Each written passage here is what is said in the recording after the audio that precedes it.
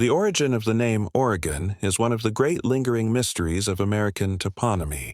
Unlike Washington, named after a person, or California, named after a fictional island, Oregon's name has no single, undisputed source. Instead, it is a detective story involving Spanish explorers, French fur trappers, and a legendary river. Here is the journey of how the name evolved from a vague rumor into the 33rd state of the Union. 1. The Spanish Connection. Oreja. One of the earliest theories dates back to the 16th century Spanish explorers. As they sailed up the Pacific coast, they encountered indigenous peoples who wore large ornaments in their ears. The root, the Spanish word for ear, is oreja.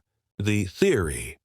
Explorers may have referred to the region as La Orejon, the big ear, referring either to the people or perhaps a physical landmark that looked like an ear. While plausible, there is little written evidence from that era to prove this was the definitive source. 2. The French influence. Oregon. In the 17th and 18th centuries, French-Canadian fur trappers, voyageurs, moved westward across the continent.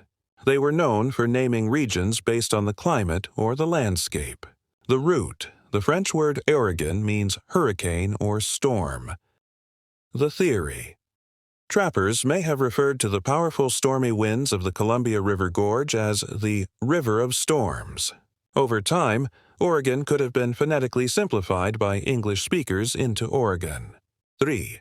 The River of the West. Rogers and Carver, the most documented paper trail.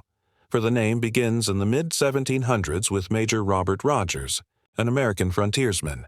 The Rogers Petition, 1765. Rogers wrote a proposal to the King of England seeking funding to find the Northwest Passage. In his petition, he mentioned a great river called the Oregon, or Oregon, which he believed flowed into the Pacific. This is the first known written use of a word resembling Oregon in English. Jonathan Carver, 1778. A few years later, an explorer named Jonathan Carver published a wildly popular book titled Travels Through the Interior Parts of North America. He claimed he had heard the name from native tribes in the Midwest.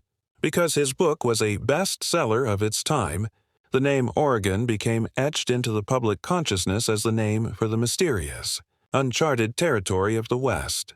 4. The indigenous Ooligan. Theory. Modern linguists often look toward indigenous languages for the true root. Many believe the name is a corruption of the word ooligan, eulikon. The context. The ooligan is a grease-rich smelt fish that was a vital trade commodity for the indigenous peoples of the Pacific Northwest. The path. It is theorized that indigenous people in the Great Lakes region told explorers about a grease trail leading to the Ooligan River. Through a series of translations, from indigenous tongues to French to English, Ooligan likely shifted into Oregon and finally Oregon. 5. From river to state for decades. Oregon referred only to the river, now known as the Columbia River. However, as American pioneers began traveling the Oregon Trail in the 1840s, the name expanded to encompass the entire vast region. 1848. The U.S. Congress established the Oregon Territory, which included all of modern-day Washington, Oregon, and Idaho. 1859. When the southwestern portion of the territory was admitted to the Union, it kept the name, and Oregon officially became a state.